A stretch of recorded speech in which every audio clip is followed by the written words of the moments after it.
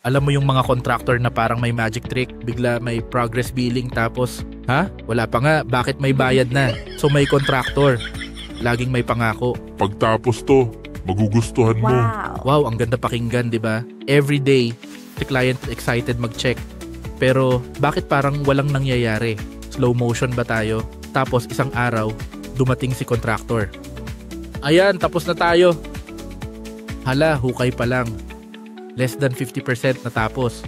Si client nainis. Bakit ko babayaran yan kung wala pa naman? Unfair, sabi si contractor. Huwag kang mag-alala. Normal lang yan. May pinapalusot ba?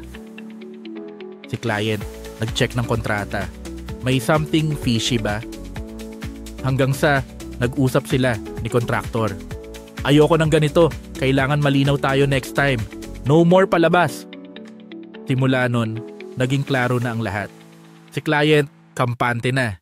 Hindi na siya magbabayad ng wala sa lugar. Boom! Happy ending!